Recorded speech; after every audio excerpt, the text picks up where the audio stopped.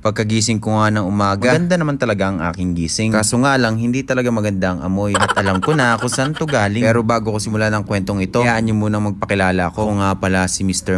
Isang hamak na gwapo sa mata lang ng asawa ko. Kumpirmado nga kung saan galing ang naamoy ko. At sigurado sa mga alagang aso na naglabas ng kanilang mga sama ng loob. At alam kong alam nyo ang ibig sabihin ko. Kaya agad ako nagtungo para sila ilinisan. Oo nga, mas malinis pa sa'yo yan. At iniisip ko nga kung anong gagawin ko ngayong araw na to. At biglang sabi ni Mrs. ay buuin mo to. At wala talaga akong kaide-ideya kung ano ito. Kaya nung nabasa ko yung manual na nakasaad kung paano buuin, ay talagang sumakit ang ulo ko. Isip-isip ko'y talagang mapapalaban ako. Pero di bale na, kaysa walang magawa. Alam ko lagi namang sa una lang yan mahirap. Kaya talagang pinag-aralan ko mabuti bago ako magsimula. Buti na lang, maalam akong sumunod sa mga instruction. Kasi alam nyo ba, parang instruction lang yan ni Mrs. Babe, laban mo nga to. Babe, isampay mo nga to. Babe, tiklupin mo nga to. Sundin mo lang yan, ay talagang wala kang magiging problema. Habang tumatagal ay talagang nakikita ko na kung paano mabuo ito. Kasi sabi ko talaga sa inyo, sa una lang yan mahirap. Nabili daw pala ito ni Mrs. sa online, which is good decision kasi mas mura. Tapos may content pa ako. Kaso ang problema, buti na lang kung malamig. Ay talaga namang napakainit ng panahon. Kulang na lamang ay 5 electric pan ang gamitin ko eh. Alam ko namang nakaka-relate ka din eh. Buti na lang talaga itong bakasyon ko ay talagang tag-ulan. Kasi kung inaabot ko ang init ng mga nakaraang buwan, baka paglipad ng Dubai ay maagang umpisahan. Kasi talagang bago ako umuwi ang mga napapanood. Nagluluto ng pritong itlog, ilalim ng tirik na araw at mainit na simento. Oh Diyos ko, napapanood ko lamang ay sumasakit ng aking ulo. Hindi na nga nagtagal ay nabuo ko na. Sabay tanong kay Mrs. na ang pagbuo ay para saan ba? Na-excite talaga ako nang malaman ko. Ito pala ay para sa aming pangarap na coffee station. Agad-agad kong nilinis ito at nilinis ang paglalagyan. Tinanggal ang patungan, tinanggal ang tubigan. Siyempre bago ilagay ang table ay wawalisan. Makita sa content na si Mr.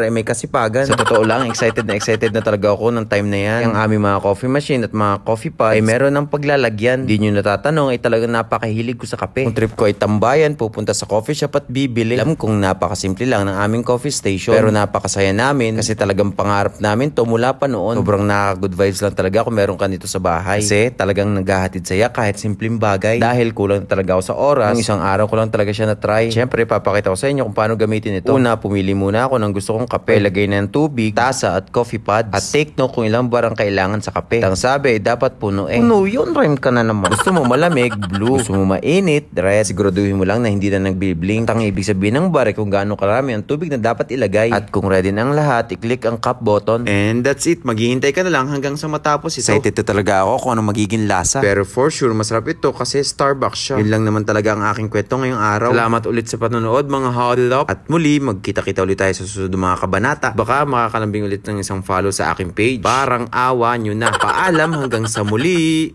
Zoo!